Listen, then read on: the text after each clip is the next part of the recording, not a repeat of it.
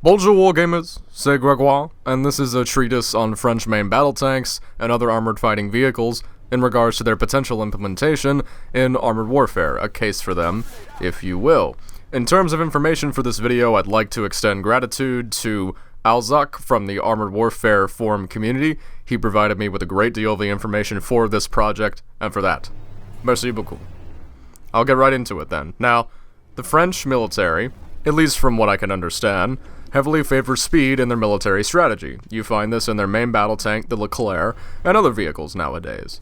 But during the Cold War, France, alongside Germany, following the end of World War II, was eager to get its military production back into full swing. Among many projects were designs for a main battle tank. Many people are familiar with the German Leopard. It's proven to be a very well-made piece of machinery over decades, but the French AMX-30 share some history with the early versions of the Leopard, and that's why they look similar in certain aspects.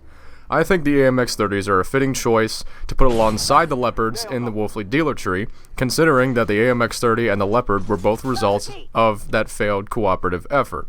The basic principle behind both of these machines was to favor maneuverability over armor, as modern ammunition types were capable of penetrating just about anything at this point. To that end, it was relatively successful. The first production version of the machine, the AMX-30B, was capable of moving up to around 65 kilometers per hour in ideal conditions, though its manual transmission was unreliable and difficult to use. Still, mounted with a rifled 105mm gun, it used a particularly interesting type of ammunition that was able to take advantage of a shaped charge's power while retaining an accuracy bonus from the rifling. The high-mounted commander's cupola was also praised by its crew for the good visibility characteristics that it gave. The AMX-30B was followed by the B2, which was given an upgraded turbocharged engine and an automatic transmission, as well as being mounted with a wide range of potent optics. Finally, the most modern version of the machine is the B2 Bruno, which was constructed more as a stopgap measure as the Leclerc was finalized. It was mounted with a great deal of ERA and a better engine. Overall, the AMX-30 is largely overshadowed by other designs of the time period, mainly due to some reliability issues, and other versions of the machine that came later on were introduced at times when there were much more modern machines around. For instance, the B2 came around during the 80s when the Abrams and the Leopard 2 were in vogue. Logical places for the AMX-30 and B2, in terms of a line, would probably be at tiers 3 and 5.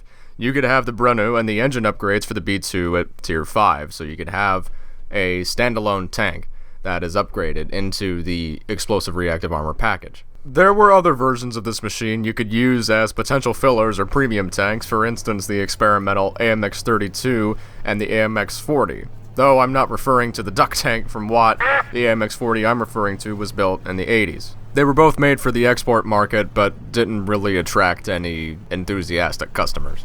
As far as further iterations in this French main battle tank line, obviously the Leclerc would go somewhere, but I'm not particularly sure of other candidates that could be used to fill the tree.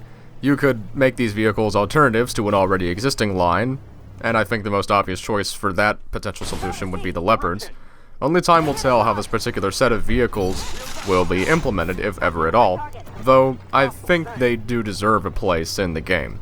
There's also the matter of a 155mm SPG variant based on the AMX-30's chassis. I don't know if Obsidian has any plans to implement it, but it's certainly worth mentioning.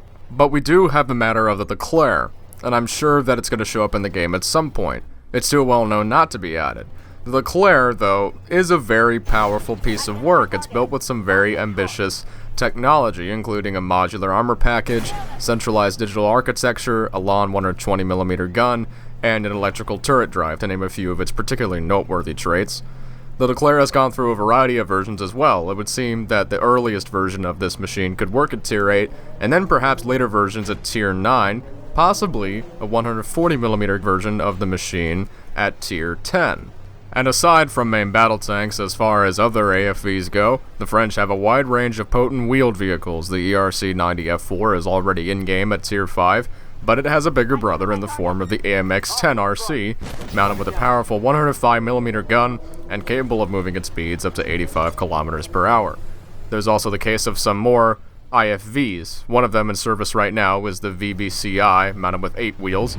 It's designed to be able to accompany a Leclerc tank in formations, capable of reaching a top speed of around 100 kilometers per hour and mounted with a rapid-fire 25mm cannon.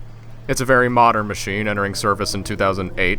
There's also the case of the Sphinx and the Jaguar EBRC, which is currently in the development phase and on its way to replace the AMX-10RC and the ERC-90s in service with the French military at the moment.